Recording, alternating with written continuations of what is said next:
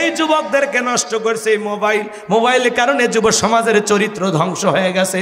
আজকে তরুণ তরুণীরা যুবক যুবতী নষ্ট হয়ে যাওয়ার পিছনে ওদেরকে নষ্ট করার জন্য মা বাবারা হলো সবচেয়ে দায়ী, সবচেয়ে বেশি দায়ী। কথা বলেনি, ছেলের হাতে টাচ মোবাইল দিয়েছে রাতের বেলা, রাতের 2টা 1টার দিকে ল্যাপের ভিতরে ঢুইকা দরজাটা লাগায়া দিয়ে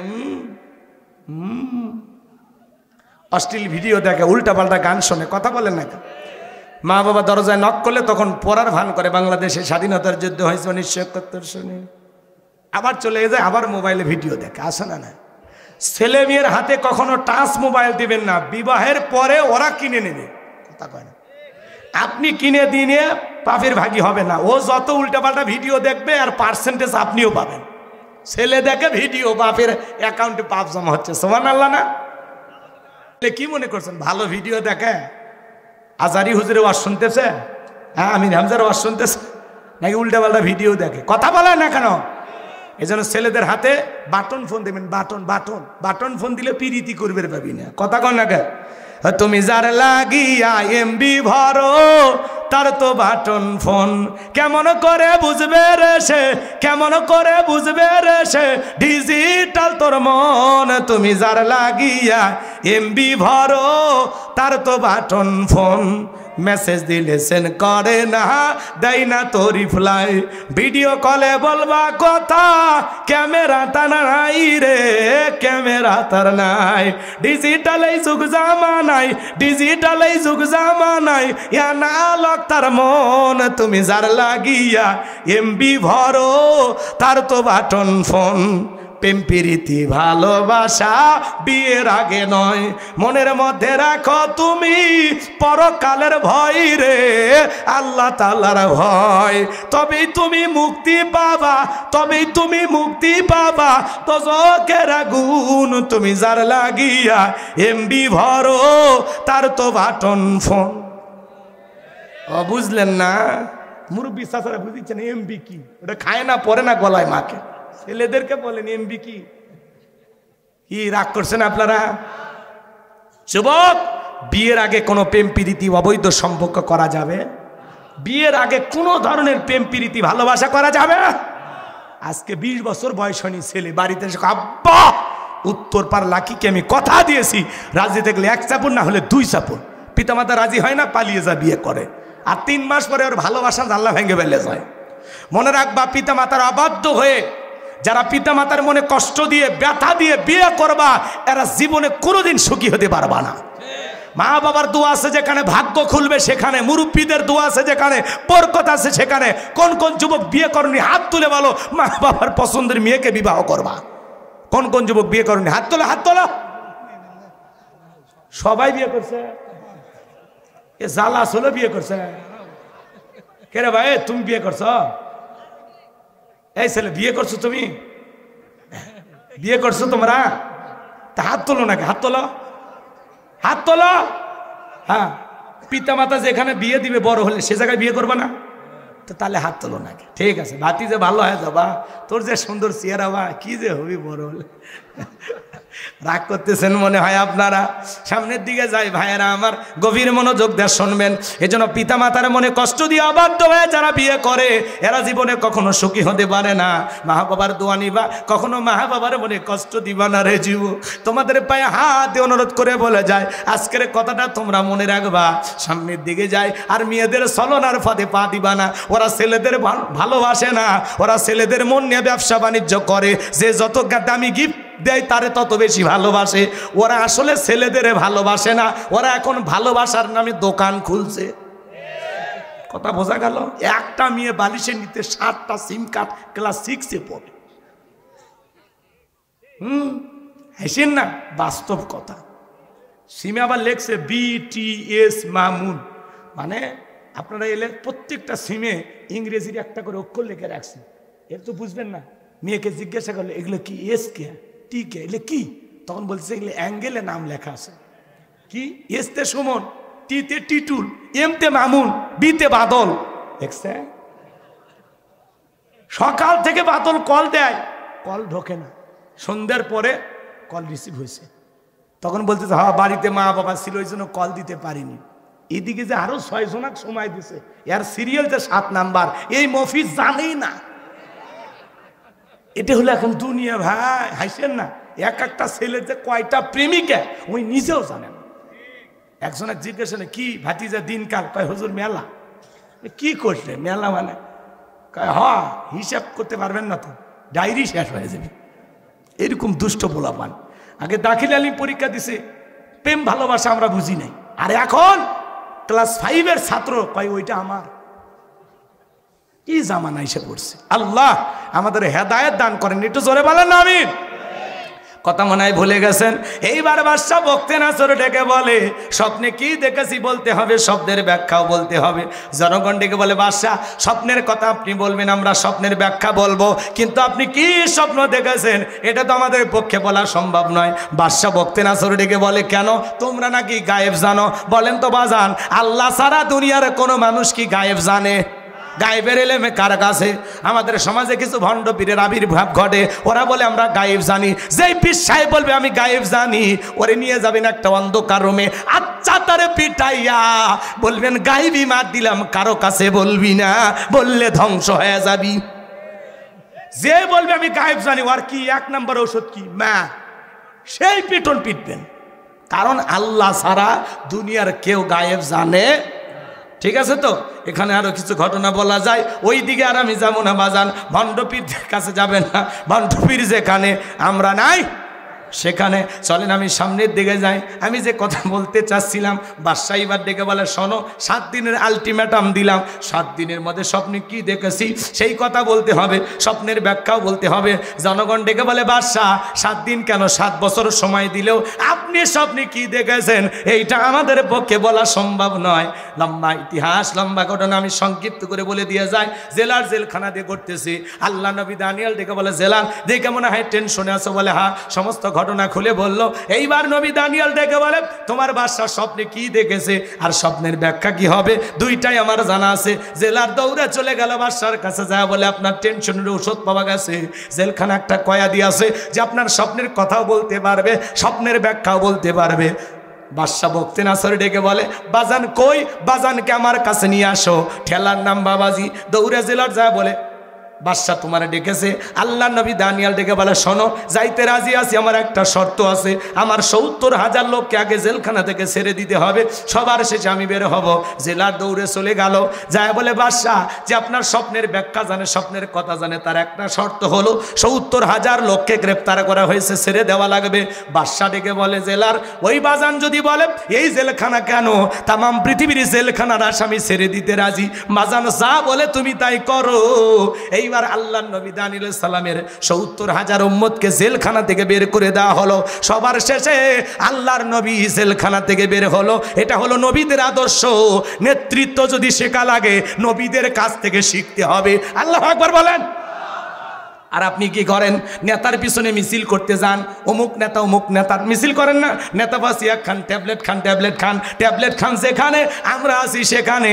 ট্যাবলেট খান কবরে, তোমরা কেন পড়ে? নেতার সাথে মিছিল করতে গিয়ে বগুড়া 7 মাথার থেকে 105 জনকে পুলিশ গ্রেপ্তার করে নিয়ে গেল।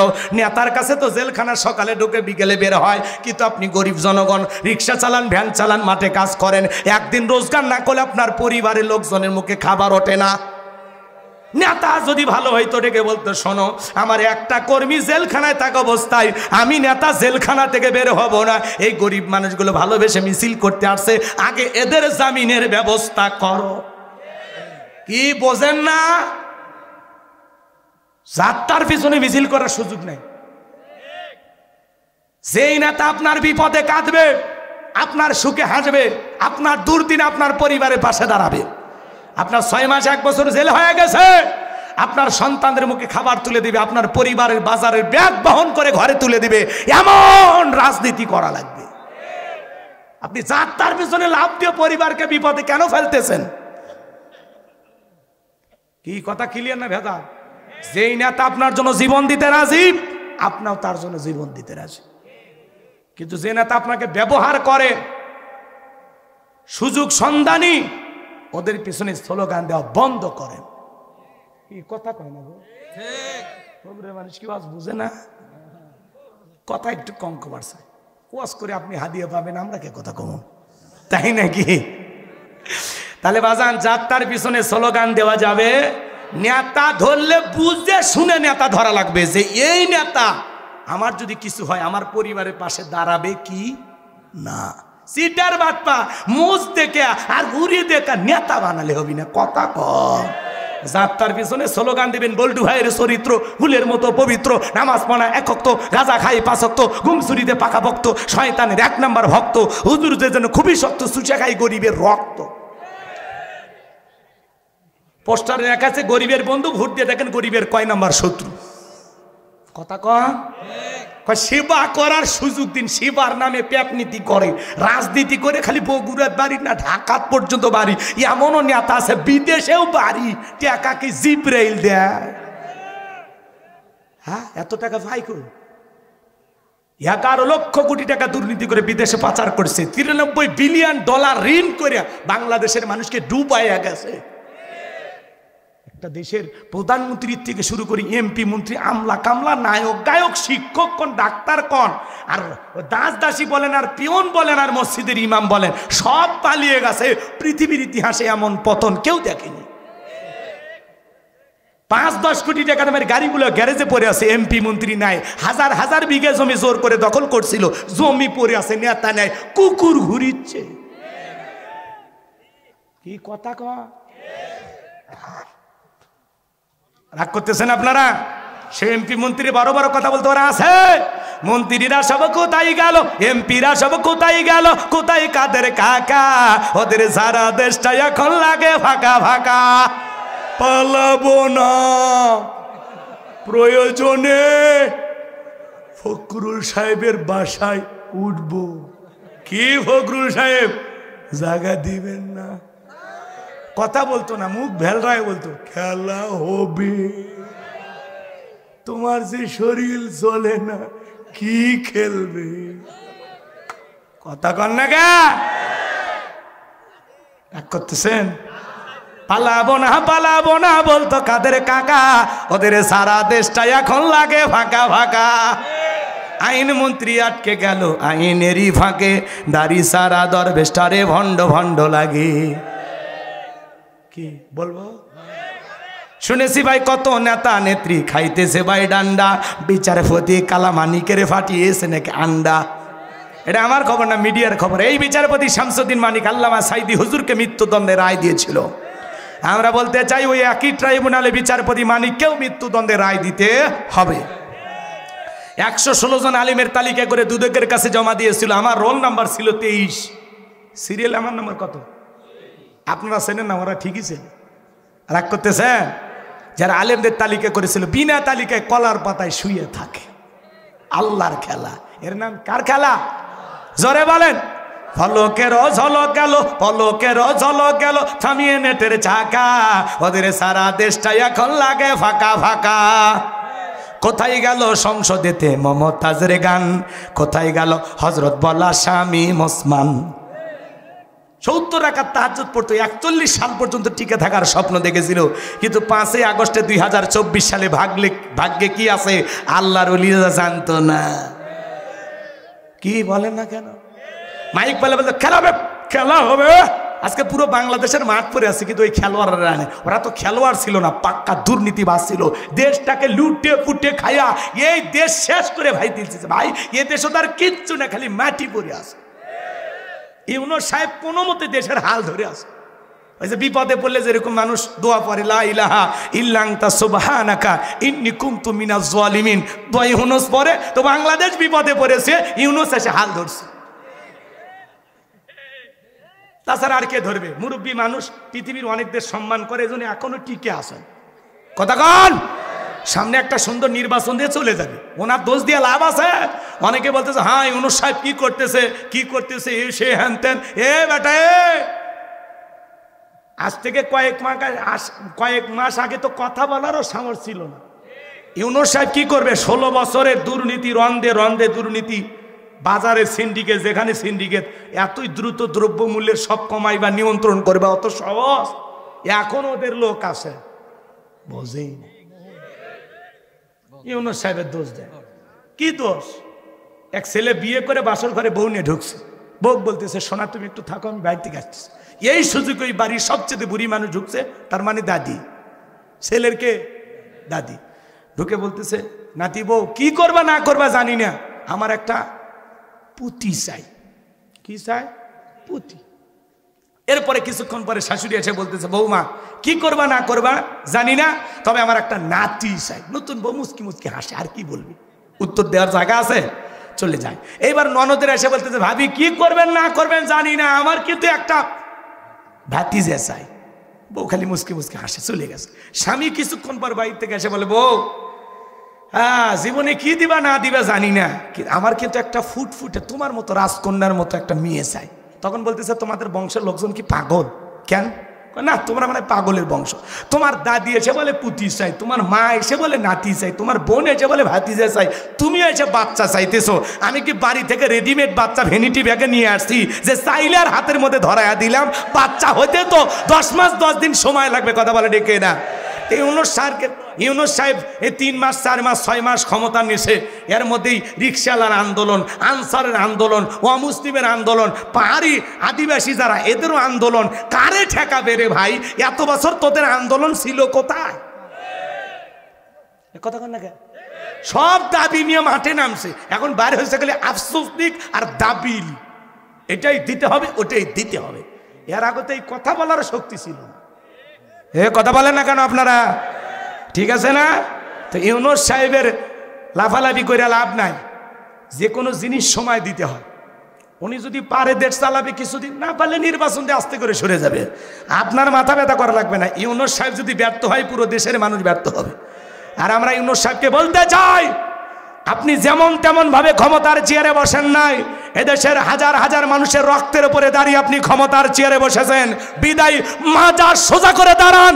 আপনার গায়ে ফুলের টোকা দেওয়ার মতো সাহস বাংলার কারো নাই, আপনি সোজা হয়ে থাকেন।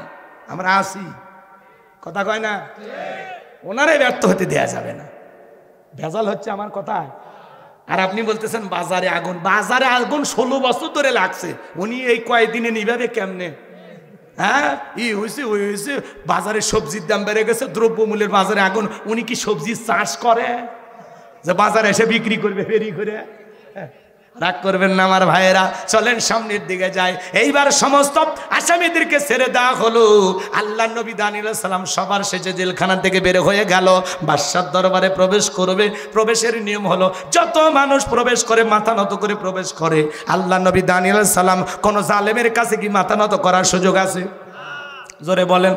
আল্লাহ ছাড়া এই মাথা কারো কাছে নত করা যাবে না। ইয়্যাকা না'বুদু ওয়া ইয়্যাকা নাস্তাঈন, তোমার ইবাদত করি, তোমার গোলামি করি, তোমার দাসত্ব করি।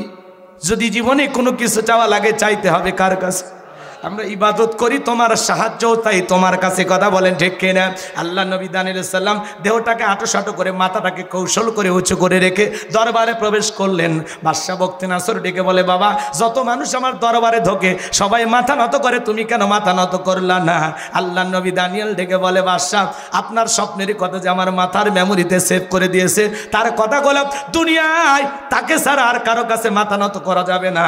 যদি মাথা নত করতাম আপনার মতো স্বপ্নের কথা যদি ভুলিয়ে দিত আপনিও টেনশনে মারা যেতেন, আমাকেও মেরে ফেলতেন। তখন ডেকে বলে বাজান আসলেই তোমার মাথায় বুদ্ধি আছে, বুদ্ধি নবীদের থাকবে না, থাকবে কি জালেমদের? কথা বলেন না। এইবার আল্লাহ নবী দানিয়েল সালামের জন্য বাদশাহীর চেয়ারটা ছেড়ে দেওয়া হলো। আল্লাহ নবী দানিয়েল সালামকে চেয়ারে বসে বলে বাজান তাড়াতাড়ি করে বলো স্বপ্নে কি দেখেছি, আর এই স্বপ্নের ব্যাখ্যাটা কি হবে? জেলখানা থেকে বের করে বাদশাহ বক্তে নাসরের চেয়ারে বসায় দেন যিনি, সে আল্লাহ আজও আছে না না। এটাই আল্লাহর খেলা। এবার নবী দানিয়েল সালাম চেয়ারে বসেছে, বাদশার স্বপ্নের ব্যাখ্যার স্বপ্নের কথা বলবে, পুরো ঘটনাটাই শুনবেন। কারা কারা একটু হাতটা তুলে দেখান বাজান, লিল্লাহে তাকবীর। ওইদিকে হযরত আলীর কথা মনে আছে না নাই? আমি যে আয়াত তিলাওয়াত করেছি 2টা আর 8টা আয়াত বাকি আছে, সেটা আপনার মনে আছে? তাহলে এইবার চলেন সেই দিকে যাই। আল্লাহ রাব্বুল আলামিন বলেন তাবারাকাল্লাযী বিয়াদিহিল মুলকু ওয়া হুয়া আলা কুল্লি শাইইন কদির। মহামান্বিত সেই সত্তা যার হাতে সর্বময় কর্তৃত্ব রাজত্ব পাওয়ার ক্ষমতা, তিনি হলেন সব বিষয়ের উপরে ক্ষমতাবান। বলেন আল্লাহু আকবার। এরপরে আল্লাহ 2 নম্বর আয়াতে বলেন আল্লাযী খালাকাল মাউতা ওয়াল হায়াতা লিয়াবলুয়াকুম আইয়ুকুম আহসানু আমালা ওয়া হুয়াল আজিজুল গফুর। এটা জোরে বলেন আল্লাহু আকবার।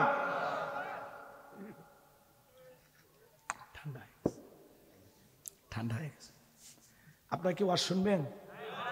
আর কিছুক্ষণ চলবে? এই আয়াতটা বুঝাইতে গিয়ে যদি 15-20 মিনিট সময় লাগে, 1 ঘন্টা লাগলেও দিবেন। সত্যি শুনবেন। কোরআনের প্রতি মহব্বত, দরদ, ভালোবাসা আছে তো? বহুত কিছু দেখছি জীবনে, কিন্তু একটাবার আমরা কোরআন দেখতে চাই। কথা বলেন ঠিক কিনা? আগামীর সূর্য ইসলামের সূর্য, আগামীর দেশ ইসলাম আলাদের বাংলাদেশ। কথা বলে ঠিক কিনা? এই জমিন আল্লাহর দ্বীনকে প্রতিষ্ঠিত করার জন্য যদি কখনো ডাক আসে, প্রয়োজনে বিবির কাছ থেকে বিদায় নিয়ে মাথায় কাফনের কাপড় বেঁধে আল্লাহর জমিনে আল্লাহর দ্বীনকে প্রতিষ্ঠিত করার জন্য কারা কারা বুকের তাজা রক্ত দিতে রাজি, 2 হাত তুলে দেখান। লিল্লাহি তাকবীর। হাত সোজা করেন। দেখে তো মাঝে মাঝে হাত তুলিনি কারা? ওটা কোন দলের দেখেন তো? আমি কি কোনো দলের কথা বলছি? ইসলামের জন্য জীবন দেবেন না? তা হাত তোলেন দেখি। এই জীবনের মালিক কে? হাত তোলেন, হাত তোলেন। সবাই হাত সোজা করেন। লিল্লাহি তাকবীর। এরকম সোজা করেন গো।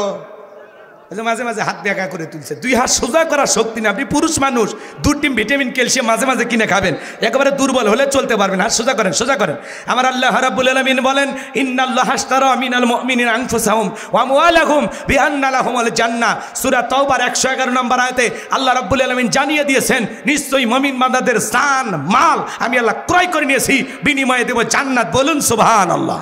তাহলে বলেন তো বাজান, আপনার আমার জীবনের মালিক কে? হে কবুল করুক, আরো বড় হওয়ার তৌফিক দান করুক। জোরে বলেন আমিন।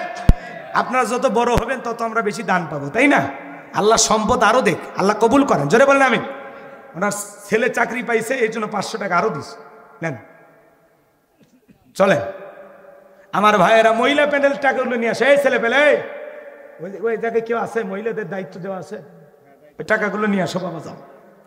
আল্লাহ রাব্বুল আলামিন বলেন আল্লাযী খালাকাল মাউতা ওয়াল হায়াতা লিয়াবলুয়াকুম আইয়ুকুম আহসানু আমালা ওয়া হুয়াল আজিজুল গফুর। একটু জোরে বলেন না আল্লাহু আকবার। অনেকের ঘুম ছাড়েইনি এখনো। আল্লাহ তাআলা বলেন আল্লাযী খালাকাল মাউতা ওয়াল হায়াতা, যিনি সৃষ্টি করেছেন মৃত্যু আর জীবন। এই পৃথিবীর যত মানুষ ক্ষমতাধর হোক, যত বড় নেতা হোক, মৃতকে জীবিত করার ক্ষমতা কারো আছে? ওরা পুলিশ দিয়া গুলি মারে আবু সাইদকে হত্যা করতে পারে, কিন্তু একটা আবু সাইদকে ফেরত দেওয়ার ক্ষমতা নেতার নাই। কথা কয়। ওরা মায়ের বুক খালি করতে পারে, কিন্তু ওই মায়ের বুকে সন্তান ফিরে দেওয়ার ক্ষমতা কোনো নেতার নাই।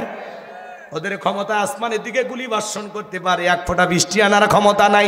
জমিনে গুলি বর্ষণ করতে পারে, একটা আলু বের করার ক্ষমতা নাই। সকল ক্ষমতার একমাত্র মালিককে। মৃতকে জীবিত, জীবিতকে মৃত করার ক্ষমতা কার? কোন নেতার আছে নাকি? ওরা মানুষ মারতে পারে, কিন্তু কাউরে জীবিত করতে পারে না। আল্লাহ তাআলা বলেন আল্লাযী খালাকাল মাউতা ওয়াল হায়াতা, যিনি সৃষ্টি করেছেন মৃত্যু আর জীবন। সর্বপ্রথম আল্লাহ তাআলা মৃত্যুর কথা কেন বললেন বাজার? আল্লাহ তাআলা সর্বপ্রথম মৃত্যুর কথা কেন বললেন? কুল্লু নাফসিন যায়িকাতুল মাউত, প্রত্যেক প্রাণীকে মৃত্যুর স্বাদ গ্রহণ করা লাগবে। এই স্বাদ হলো 2 প্রকারের। মিষ্টি খাইলে মিঠা লাগে, নিম পাতা খাইলে তিতা লাগে। যারা ঈমানদার তাদের মৃত্যুটা হবে মিঠা। সাদা পোশাক পরিহিত ফেরেশতা সুগন্ধিযুক্ত পোশাক পরে সাদা রুমাল নিয়ে আসবে তার রুহটা বের করার জন্য। মায়ের কোলে দুধ পান করতে করতে শিশুটা যেমন ঘুমের মধ্যে চলে যায়, যারা ঈমানদার তারা তেমনি ভাবে বিদায় নেবে, টেরও পাবে না। বলুন সুবহানাল্লাহ। কিন্তু নাফরমান বেঈমান আল্লাহর অবাধ্য গোলাম যারা বলেছিল খাও দাও ফুর্তি করা, দুনিয়াটা মস্ত বড়, শয়তানের ওয়াসওয়াসায় পড়ে মিসগাইড হয়েছিল, ভুল পথে পরিচালিত হয়েছিল। শয়তান যাদেরকে ভুল ইনফরমেশন দিয়েছিল, এই দুনিয়ার জমিনে যারা দুনিয়াকে রঙিন চশমা হিসাবে রঙ্গলীলায় যারা মেতেছিল, যারা দুনিয়াতে উন্মাদ পাগলের মতো দুনিয়ার জমিনে আমোদ প্রমোদে ব্যস্ত ছিল ভাজান, তাদের হুটা নেওয়ার জন্য কালো দুর্গন্ধ ছোচক পোশাক পরে ফেরেশতারা আসবে, দুর্গন্ধযুক্ত রুমাল নিয়ে হাজির হয়ে যাবে, তাদের উগুটা পা থেকে মাথা পর্যন্ত ছোটাছুটি করবে। দেখেন না কত মানুষ মৃত্যুর সময় পেশাব পায়খানা করে দেয়, চোখগুলো বড় বড় করে বাজা। কত মানুষ 6 মাস আগে জবান বন্ধ হয়ে যায়, সন্তানেরা শরবত বানাইয়া মুখের ভিতরে তুলে দেয়, গাল চিবে পড়ে যায়, খাওয়ারও শক্তি থাকে না। এজন্য আল্লাহ বলেন আল্লাযী খলাকাল মাউতা ওয়াল হায়াতা, যিনি সৃষ্টি করেছেন মৃত্যু আর জীবন। সর্বপ্রথম আল্লাহ মৃত্যুর কথা কেন বললেন? এই পৃথিবীর সকল ধর্মের মানুষ বিশ্বাস করে জন্ম হয়েছে, মৃত্যু একদিন হবে, মৃত্যু হলো চিরন্তন সত্য কথা। বেঁচে আছি এটাই অস্বাভাবিক, মৃত্যু হবে এটাই স্বাভাবিক, মৃত্যু থেকে পালানোর কোনো রাস্তা খোলা নাই। আল্লাহ বলেন আইনামা তাকুনু ইদরিকুমুল মাউতু ওয়ালাউ কুনতুম ফি বুরুজিম মুশাইয়াদা, সূরা নিসার 78 নম্বর আয়াত। আল্লাহ ডেকে বলেন যেখানে থাকো, যে অবস্থায় থাকো, মৃত্যু তোমাদেরকে ধরবেই, মৃত্যু থেকে পালানোর কোনো রাস্তা খোলা নাই। এ বাজার আয়াতের শুরুতে আল্লাহ বলেন আল্লাযী খলাকাল মাউতা, সর্বপ্রথম আল্লাহ বলতেছেন যিনি সৃষ্টি করেছেন মৃত্যু। এরপরে আল্লাহ বলেন হায়াতা, যিনি সৃষ্টি করেছেন জীবন। লিয়াবলুয়াকুম আইয়ুকুম আহসানু আমালা, আমি আল্লাহ পরীক্ষা করে দেখব আমলের দিক দিয়ে কার আমল কত বেশি উত্তম, কার আমল কত বেশি সুন্দর। এই দুনিয়া হলো আমল করার জায়গা, দুনিয়া হলো পরীক্ষা দেওয়ার জায়গা, ফলাফল পাওয়ার জায়গার নাম হলো আখিরাত। এই দুনিয়াতে আল্লাহ পাঠাইছে আমাদেরকে পরীক্ষা করার জন্য। আল্লাহ বলতেছেন লিয়াবলুয়াকুম আইয়ুকুম আহসানু আমালা, আমি আল্লাহ পরীক্ষা করে দেখব আমলের দিক দিয়ে কার আমল কত বেশি উত্তম, কার আমল কত বেশি সুন্দর। সুবহানাল্লাহ বলেন। আয়াতের শুরুতে আল্লাহ কি বলেছেন? আল্লাযী খলাকাল মাউতা ওয়াল হায়াতা, যিনি সৃষ্টি করেছেন মৃত্যু আর জীবন। মৃত্যুর কথা আল্লাহ কেন বলেন জানেন? এই দুনিয়াতে আসার একটা সিরিয়াল আছে, যাওয়ার কিন্তু কোনো সিরিয়াল নাই। দাদা আসছে, দাদার পরে বাবা আসছে, বাবার পরে আমি আসলাম। যাওয়ার বেলায় নাতি চলে যায় দাদার আগে, বাবা আর আগে সন্তান চলে যায়। বাবার কাঁধে সন্তানের লাশ, এটা পৃথিবীর সবচেয়ে ভারী বোঝা। একটা সন্তান দুনিয়াতে আসবে, একটা সন্তান দুনিয়ার জমিনে আগমন করবে, 9-10 মাস আগে খবর পাওয়া যায়, কিন্তু একটা মানুষ বিদায় নেবে 9 সেকেন্ড আগেও জানা যায় না কার কখন কোথায় মৃত্যু হবে। কথা বলেন ঠিক কি না?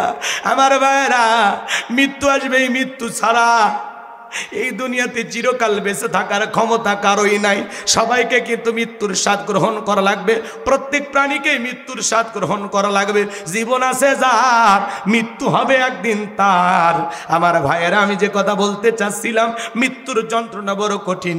আল্লাহর নবী ইদ্রিস আলাইহিস সালামকে জিজ্ঞাসা করা হয়েছিল, ও আল্লাহর নবী ইদ্রিস, মৃত্যুর যন্ত্রণা আপনার কাছে কেমন মনে হয়েছিল? নবী ইদ্রিস আলাইহিস সালাম ডেকে বলে, জ্যান্ত ছাগলের গা থেকে চামড়া খসাইলে ছাগলের যেমন কষ্ট হয়, আমার কাছে মৃত্যুর যন্ত্রণা তেমনি কষ্টকর মনে হয়। নবীর কাছে যদি মৃত্যুর যন্ত্রণা এমন মনে হয়, আপনার আমার মৃত্যু কতটা ভয়ঙ্কর হবে, কতটা কঠিন হবে, একটু কি চিন্তা করার দরকার আছে না? না, আপনার আমার নবী যখন ইন্তেকালের সময় বাজান, হযরতে ফাতেমা অজরে চোখের পানি ছেড়ে দিয়া কান্না করেন। নবী আমার ডেকে বলে, মা ফাতেমা, তোর চোখের পানি আমি সহ্য করতে পারি না রে মা, আয় আয় আয়, তোর কানটা আমার মুখের কাছে লাগায় দে মা। নবীর মেয়ে ফাতেমা কানটা মুখের কাছে লাগায়া দিলেন। নবীজি কি যেন বললেন, হযরতে ফাতেমার কান্না বন্ধ হয়ে গেল।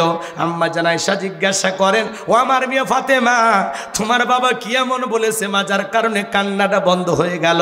হযরতে ফাতেমা ডেকে বলে, মা, আমার আব্বা জান আমাকে বলেছেন বাবার ইন্তিকালের পরে বেশি দিন দুনিয়ার জমিনে থাকা লাগবে না, সর্বপ্রথম বাবার সাথে আমার সাক্ষাৎ হবে। আমি বুঝে নিয়েছি মা, এই দুনিয়াতে বেশি দিন আমাকে থাকা লাগবে না। নবীর ইন্তিকালের পরে 5 থেকে 6 মাসের মধ্যে হযরতে ফাতেমাও মারা গেছে। পৃথিবীর সফর ছেড়ে তিনিও বিদায় নিয়েছিলেন। লম্বা হবে, আমি আর ওই দিকে যেতে পারলাম না। আমি যে কথা বলতে চাই, আসমান থেকে জিবরাইল এসে বলে, নবী আপনি কেমন আছেন? নবীজিকে সালাম দিলেন, আসসালামু আলাইকুম ইয়া রাসূলুল্লাহ ইয়া হাবিবাল্লাহ। হুজুর, আল্লাহ তাআলা আপনার শরীরের অবস্থা জানতে চায়। আল্লাহ জানার পরেও জানতে চায়। নবী আমার ডেকে বলে, আলহামদুলিল্লাহ আগের চাইতে অনেকটা ভালো আছি। কিছুক্ষণ পরে আবারও জিবরাইল আসলেন, ডেকে বলে, নবী গো, আজকে আসমান থেকে আমি একা আসি নাই, আমার সাথে আর একজন ফেরেশতা এসেছেন, যার নাম হলো মালাকুল মউত। পৃথিবীর কারো বাড়িতে ঢোকার পারমিশন লাগে না, অনুমতি লাগে না গো নবী, আপনার অনুমতির অপেক্ষায় দাঁড়িয়েছে। নবী আমার অনুমতি দিলেন। মালাকুল মউত ঘরের ভিতরে প্রবেশ করে নবীজিকে সালাম দিলেন, আসসালামু আলাইকুম ইয়া রাসূলুল্লাহ ইয়া হাবিবাল্লাহ। হুজুর, নবী গো আপনি কেমন আছেন? নবী আমার সালামের জবাব দিয়ে বলেন, আলহামদুলিল্লাহ। মালাকুল মউত ডেকে বলে, নবী আপনি যদি অনুমতি দেন তাহলে আপনার রূহটা আমি বের করব, আর আপনি যদি অনুমতি না দেন গো নবী, আপনার জানটা কবজ করা যাবে না। আমার আল্লাহ বলেছেন, যতদিন মনে চায় আমার বন্ধু ততদিন দুনিয়া থাকবে। খবরদার রে মালাকুল মউত, আমার বন্ধু যদি না বলে দেয় আর দেরি করবি না। সুবহানাল্লাহ। নবী আমার ডেকে বলে, মালাকুল মউত তারপরে কি আর কোনোদিন আসবা না? এদিকে জিবরাইল বলে, নবী আল্লাহ তাআলা আপনার দিদারে ইন্তজাম করতেছেন। নবী আমার ডেকে বলে, মালাকুল মউত আর কি কোনোদিন আসবা না? মালাকুল মউত ডেকে বলে, নবী আল্লাহ তাআলা আবারও যেদিন ওয়াদা দিবেন আমি সেই দিন আসবো। যেহেতু আপনার জীবন আছে, মৃত্যুর স্বাদ আপনাকেও একদিন গ্রহণ করতেই হবে। নবী আমার ডেকে বলে, মালাকুল মউত আর দ্বিতীয়বার আসা লাগবে না, তুমি তোমার দায়িত্ব পালন করতে পারো। নবী আমার যখন অনুমতি দিলেন, মালাকুল মউত বিশ্ব নবীর রূহটা বের করার জন্য যখন বুকের উপরে হাত রেখে দিয়েছেন, নবী আমার চোখের পানি ছেড়ে দিয়ে কাঁদে আর ডেকে বলে, মালাকুল মউত আজরাইল রে, আমি নবী সহ্য করতে পারি না, তাড়াতাড়ি আমার বুকের ওপর থেকে হাতটা নামায় আনে। 2 চোখ বেয়ে বেয়ে পানিগুলো পড়ে যায়। নবী আমার কান্না করে আর ডেকে বলে, মালাকুল মউত এই যদি হয় মৃত্যুর যন্ত্রণা, আমার উম্মতেরা তো সহ্য করতে পারবে না। কেমন দয়ার নবী পাইছি, মৃত্যুর আগে উম্মতের কথা বলে না। সুবহানাল্লাহ। নবী আমার ডেকে বলে, এ মালাকুল মউত কথা দে আমার উম্মতকে কষ্ট দিবি না। মালাকুল মউত ডেকে বলে, নবী আল্লাহ তাআলা আমাকে বারবার বলেছেন, মালাকুল মউত জীবনে কোনোদিন তোরে কোনো কিছু বলি নাই, আজকে এমন একটা মানুষের কাছে যাবি রে মালাকুল মউত, যেই মানুষটাকে আমি আল্লাহ বড় বেশি ভালোবাসি। আমার বন্ধুর যেন কষ্ট না হয়। বিশ্বাস করেন গো নবী, এই পৃথিবীর সবচাইতে কম কষ্ট দিয়া আপনার রূহটা আমি বের করার চেষ্টা করতেছি। আমার নবী বলে, মালাকুল মউত এই যদি হয় পৃথিবীর সবচাইতে কম কষ্ট, আমার উম্মতেরা তো সহ্য করতে পারবে না। কথা দে রে মালাকুল মউত, আমার উম্মতকে কষ্ট দিবি না।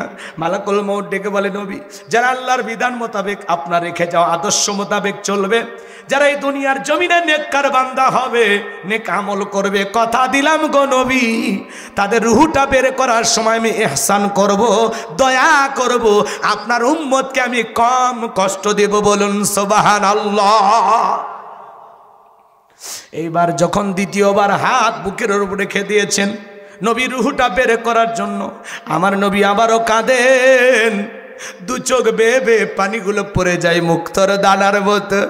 নবী আমার কাঁদে আর বলে, আজরাইল তাড়াতাড়ি বুকের ওপর থেকে হাতটা নামায় আনে, আমি নবী আর সহ্য করতে পারি না রে আজরাইল।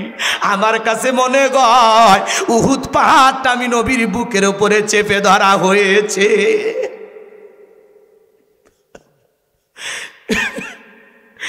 নবীর কাছে যদি মৃত্যুর যন্ত্রণা এমন মনে হয়, আপনার আমার কেমন হতে পারে বাজার?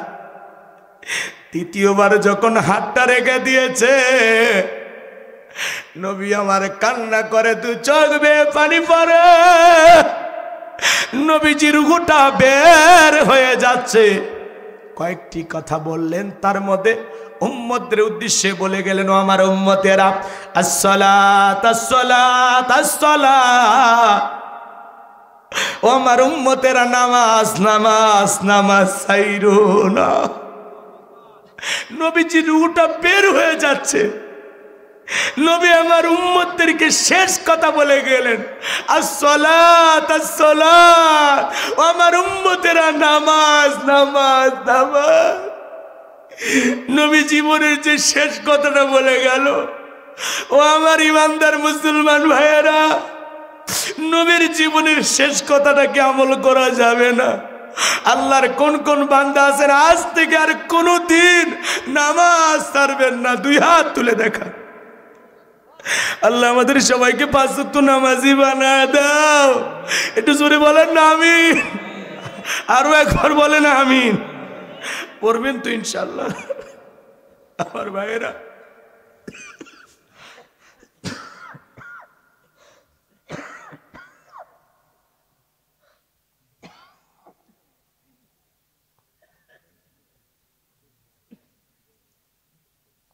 বাজার, এই দুনিয়াতে আমরা কেউ থাকবো না। প্রত্যেকটা মানুষ মারা যাচ্ছে, আর আপনাকে আমাকে বার্তা দিয়ে যাচ্ছে, একদিন তোমারও এই দিন আসবে। দুনিয়া থাকার জায়গা না। আসবে মরণ কার কখন আমরা কেউ জানি না। তোমার জানাজার নামাজের আগে নামাজ পড়ো ভাই। জানাজা পড়ার আগে আমরা যেন নামাজি হই। কথা বলেন না কেন? না করেন? আল্লাযী খালাকাল মাউতা ওয়াল হায়াতা, যিনি সৃষ্টি করেছেন মৃত্যু আর জীবন, এর মাঝামাঝি যে সময়টা আল্লাহ আমাদেরকে দিয়েছেন, এই সময়টার মধ্যে কি করা লাগবে? লিয়াবলুয়াকুম আইয়ুকুম আহসানু আমালা। আমার আল্লাহ বলে, আমি পরীক্ষা করে দেখব এই যে অল্প সময়ের মধ্যে কে কত বেশি উত্তম আমল করতে পারো, কার আমল কত বেশি সুন্দর। সুবহানাল্লাহ বলে। বিশ্বনবী বলেছেন হাদিস শরীফের ভিতরে, ক্বালা ক্বালা রাসূলুল্লাহি সাল্লাল্লাহু আলাইহি সাল্লাম, ইন্নামাল কুবরু রাউযাতুম মিন রিয়াদিল জান্নাহ আও হুফরাতুম মিন হুফারিন নার, রাহু তিরমিজি। বিশ্বনবী ডেকে বলেন, যে ব্যক্তির আমল ভালো, মৃত্যুর সঙ্গে সঙ্গে আল্লাহ তাআলা তার কবর জান্নাতের বাগান বানায় দিবেন। আর যে ব্যক্তির আমল খারাপ, আও হুফরাতুম মিন হুফারিন নার, তার কবরটা হবে জাহান্নামের আগুনের গর্ত। নবী আমার এক জায়গায় বসা, আসমান থেকে জিবরাইল আসলেন, আর ডেকে বলে, নবী এই মুহূর্তে একটা আওয়াজ হইলে আপনি কি শুনতে পাইছেন? আল্লাহ রসুল তখন বলতে, হ্যাঁ আমি শুনতে পেয়েছি। জিবরাইল বলেন, নবী আজ থেকে 70 বছর আগে, আজ থেকে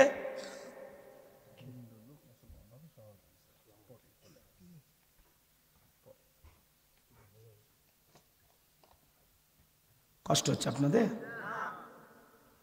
আমার ভাইয়েরা। বিশ্বনবীকে জিবরাইল বলেন, নবী গো আজ থেকে 70 বছর আগে আল্লাহ তাআলা জাহান্নামের গর্তের মুখে একটা পাথর ছেড়ে দিয়েছে। এই মাত্র জাহান্নামের তলদেশে গিয়ে পাথরটা পৌঁছাইলো। চিন্তা করেন বাজান, একটা পাথর ছেড়ে দিলে 70 বছর যদি সময় লাগে নিচে পড়তে, আল্লাহ না করুক আল্লাহ না করুক আপনার আমার গুনাহের কারণে, অপরাধের কারণে একবার যদি আসমান জমিনের মালিক আল্লাহ বেজারা হইয়া জাহান্নামের গর্তের মুখে ফেলে দেয়, আপনার আমার কিন্তু বাঁচার কোনো উপায় নাই। জাহান্নামের আগুন দুনিয়ার আগুনের চাইতে 70 গুণ পাওয়ার বেশি। অন্ধকার রাত্রির মতো কালো এই জাহান্নামের আগুন যার দেহে লাগবে মনে হবে কলিজাটা পুড়ে ছাই হয়ে যাচ্ছে। 1 সেকেন্ড জাহান্নামের আগুন সহ্য করার ক্ষমতা নাই। ইন্নাহা সাআত মুস্তাকাররা ওয়া মুকামা, নিশ্চয়ই আবাসস্থল হিসাবে, বসতির জায়গা হিসাবে ওই জাহান্নাম কতটা নিকৃষ্টতম একটা স্থান। জাহান্নাম সুখের জায়গা না, এটা হলো যন্ত্রণার কারখানা। শুধু আযাব আর আযাব, শাস্তি আর শাস্তি। সেই জাহান্নাম থেকে বাঁচার জন্য আমাদের আমল করার দরকার আছে না নাই বাজান? আমল করার দরকার আছে না নাই? হে যুবক শোনো, তুমি যদি 7 দিনের জন্য কক্সবাজার যাও, তোমার একটা ব্যাগ থাকে। ওই ব্যাগের ভিতরে কি থাকে? কাপড়, টাকা পয়সা, মোবাইল, চার্জার, প্রেমিকের ডায়েরি, সব। কথা কয় না? তোমার 7 দিনের সফর, ব্যাগ একটা লাগে। ব্যাগ ছাড়া সফরে যাওয়া যায়? 7 দিনের সফরের জন্য যদি একটা ব্যাগ লাগে, হে যুবক তুমি আমি তো পরকাল নামের সফরে যাব, যেই জীবনের শুরু আছে শেষ নাই। এ যুবক, দেখো তো একটা আমলের ব্যাগ তোমার রেডি আছে কিনা, যেই ব্যাগের ভিতরে আমল আছে, যে আমল দিয়ে পরকালের বিশাল লম্বা পথ তুমি পাড়ি দিবা। দেখো তো এই ব্যাগের ভিতরে নামাজ আছে কিনা, রোজা আছে কিনা, হজ আছে কিনা, যাকাত আছে কিনা, দান খয়রাত আছে কিনা, পিতামাতার খেদমত করেছে কিনা, বিবির হক আদায় করেছো কিনা, প্রতিবেশীর সাথে ভালো আচরণ করেছো কিনা, সমাজের মানুষের সাথে ভালো ব্যবহার করেছো কিনা। দেখো তো আমলের ব্যাগের ভিতরে একটু দেখো। আল্লাহর কাছে হিসাব দেওয়ার আগে 2টা মিনিট বালিশে মাথা রেখে চিন্তা করেন তো, আল্লাহর কাছে হিসাব দেওয়ার আগে নিজের জীবনের হিসাব নিজে একটু করে যান। কথা বলে না, এমন কোন আমল করেছি যে আমলের বিশ্বাসে আপনি পরকালের এই লম্বা পথ পাড়ি দিতে পারবেন? এমন কোন আমল আমাদের জীবনে আছে? বলেন বাজান, আছে? কি করতেছি আমরা দুনিয়া?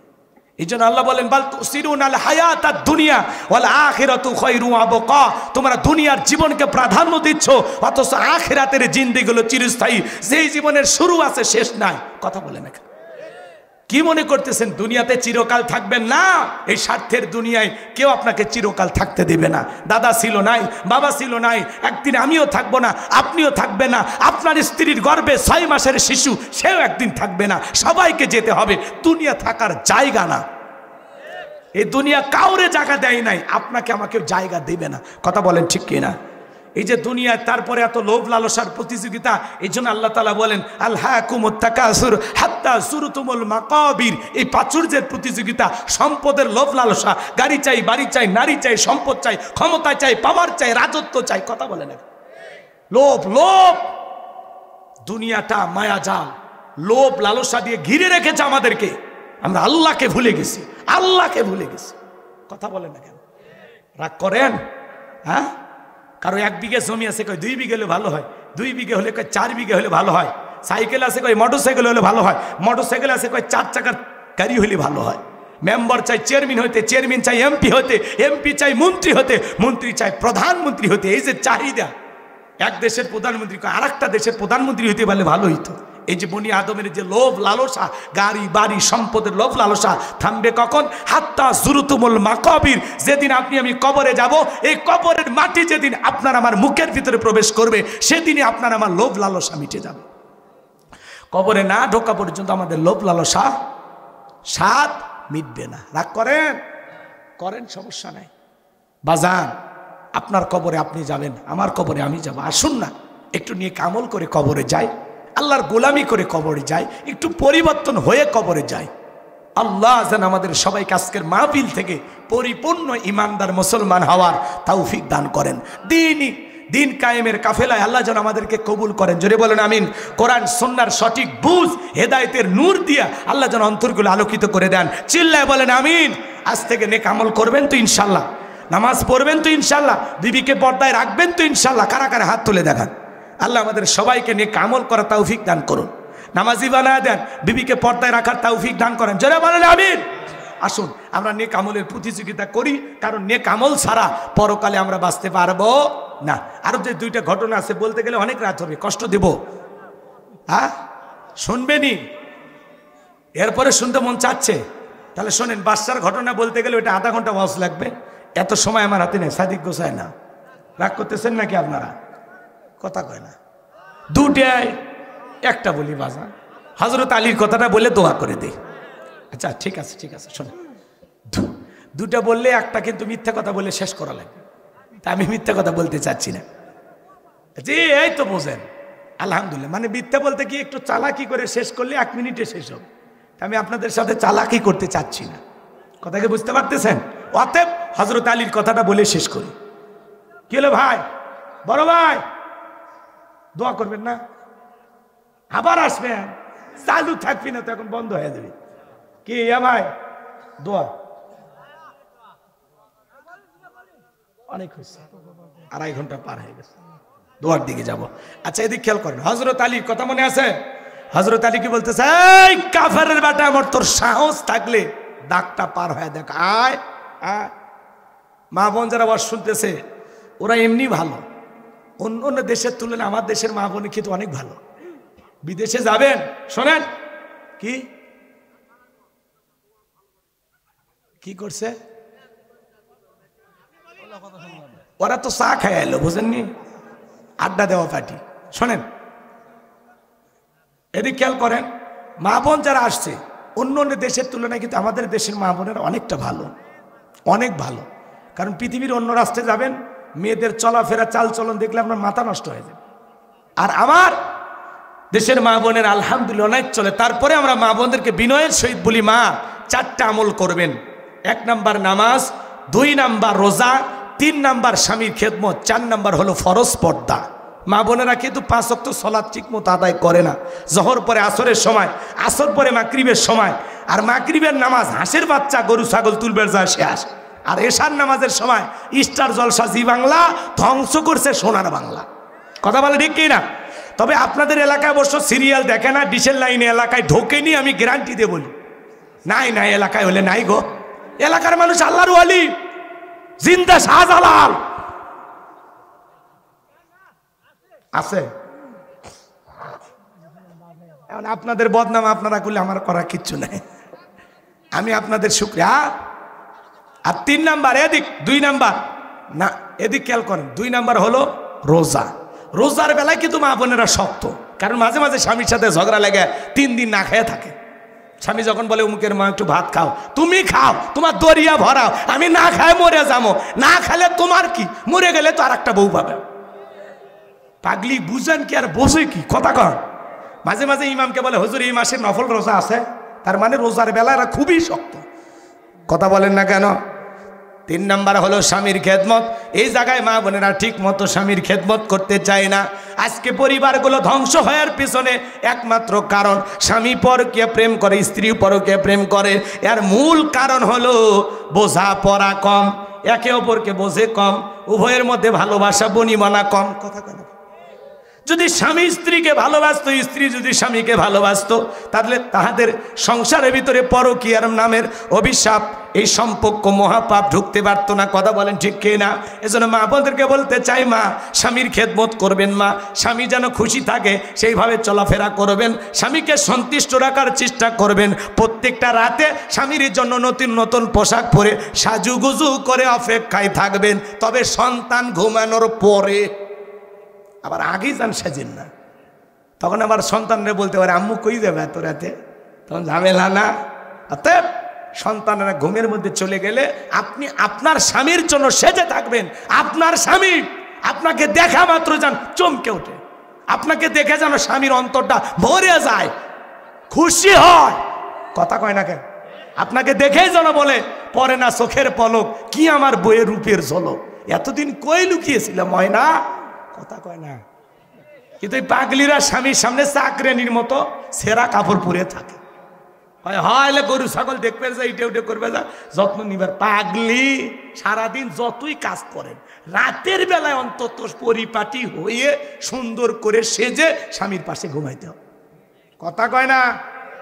আল্লাহ যেন মা বোনদের বোঝার তৌফিক দান করেন। তিরমিজি শরীফের হাদিস, আল্লাহ রসুল বলেছেন, কোন স্ত্রী যদি তার স্বামীর জন্য সাজাগোজা করে, সাজতে গিয়ে যে সময়টা লেগে গেছে, নফল নামাজ পড়লে যে সব স্বামীর জন্য সাজতে, সেই সব পাওয়া যায়।